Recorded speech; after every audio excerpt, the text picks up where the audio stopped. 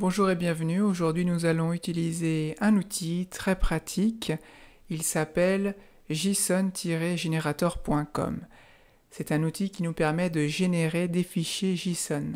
Et par la même occasion, il va nous aider à régler certains problèmes. Voyons ensemble les difficultés que nous pourrions avoir et que cet outil règle. Dans un quelconque projet, peu importe également le langage, on pourrait avoir besoin d'un tableau d'objets pour faire certains tests. On va utiliser un exemple. Ici, sous vos yeux apparaît un fichier main.js, c'est du JavaScript. Et on va imaginer que nous avons une variable que nous allons appeler data avec un tableau. Et nous avons besoin d'afficher les informations de ce tableau. Pour cela, nous allons utiliser une boucle for. On va mettre ici dataLength, voilà. Nous souhaitons itérer sur un tableau, donc pour l'instant c'est inutile puisque notre tableau est complètement vide. Nous n'avons pas pour l'instant les données qui nous permettront d'utiliser le code, nous ne les avons pas, par contre on connaît le modèle. On sait à peu près comment les données seront construites. Par conséquent, nous pouvons créer des fausses données nous-mêmes manuellement. Si le modèle est simple, on peut le faire manuellement, aucun problème.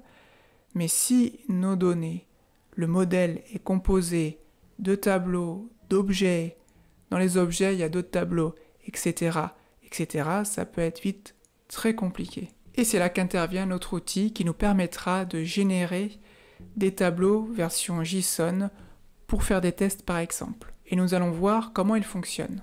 Comment fonctionne json-generator.com? Eh bien, c'est très simple.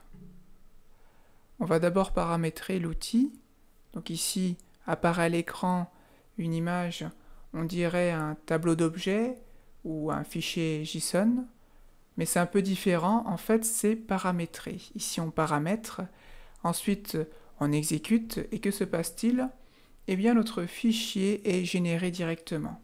Et on a juste un bout ici, on a juste le début. Ensuite, il y a une flèche ici pour montrer que ça continue. Donc on se retrouve avec un énorme tableau que l'on a généré très simplement, voilà, grâce à cet outil. Et ensuite, on peut par exemple télécharger le fichier pour ensuite l'importer dans notre code ou carrément copier le JSON pour ensuite l'insérer dans notre code directement en dur. Je vous invite à ouvrir json-generator.com dans votre navigateur préféré. On voit ici deux parties. La partie de gauche permet de configurer notre fichier JSON, voilà, les objets, les tableaux, etc. Et ensuite, quand on aura appuyé sur le bouton Generate, on pourra voir le résultat dans la partie de droite. On va commencer à paramétrer. Donc, nous, ce qu'on va faire, c'est un tableau d'objets. Voilà, on va ouvrir le tableau. Ensuite, on va commencer dans ce tableau à y mettre un objet avec une propriété que l'on va nommer appeler name.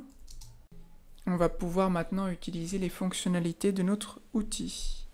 Donc, on utilise les simples codes, par exemple, et à l'intérieur, on va pouvoir générer un nom grâce à cette fonction. Donc il faut mettre deux accolades au début et deux accolades à la fin. Et à l'intérieur, on va t'appeler first name, entre parenthèses, et entre guillemets, on met si c'est un homme ou une femme. Donc nous, on va mettre homme. Voilà. Et donc cet outil a énormément de fonctions. On va continuer. On va mettre un âge. Donc c'est le même principe. Et cette fois-ci, on va générer un nombre entier grâce à cette fonction.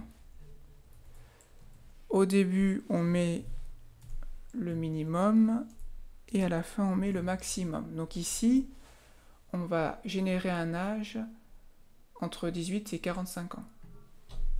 On continue, on va mettre une adresse, deux points, on va y mettre à l'intérieur un objet, on va détailler l'adresse, on met par exemple street. On va générer une rue. Toujours le même principe avec la fonction street. Voilà. Ensuite, on va mettre... Hop. On va mettre city. Et on va générer une ville. Ici, j'oublie les simples cotes. Voilà.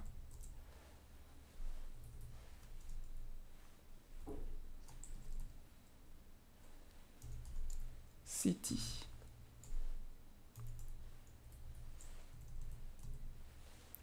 On continue et on va mettre hobbies.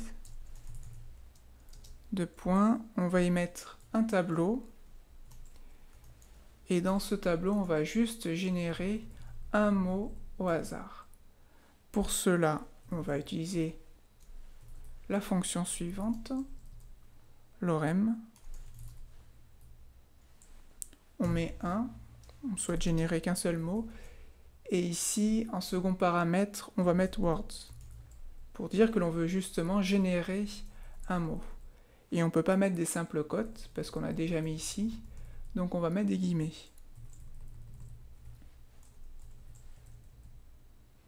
Voilà qui est fait. Donc je rapproche un petit peu, et vous voyez ici la configuration que nous allons utiliser.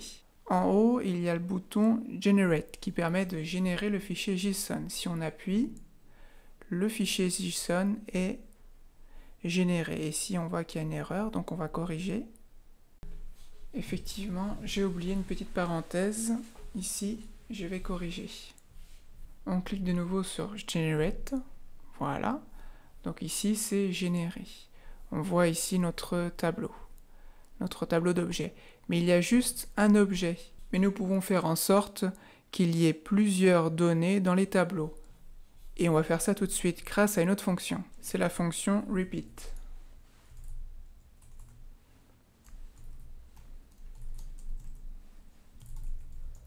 Voilà.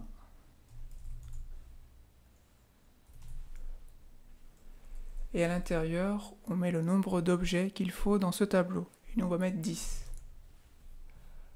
Ensuite, on met une virgule, bien entendu.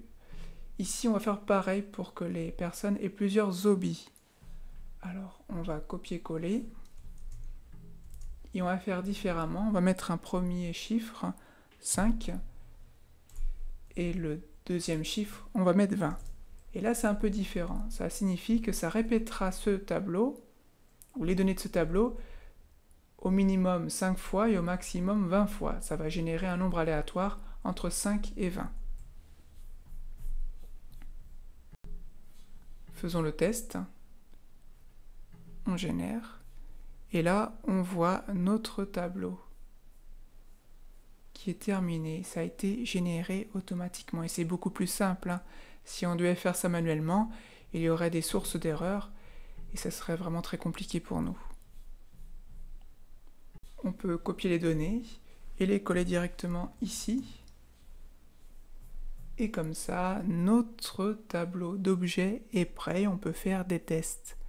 Et c'est vraiment très pratique. Voilà pour cet outil qui est vraiment très utile. Si vous voulez connaître d'autres fonctionnalités, n'hésitez pas à appuyer sur le bouton Help et vous allez tomber ainsi sur la documentation. Merci pour votre attention, d'avoir regardé cette vidéo et je vous dis donc à bientôt.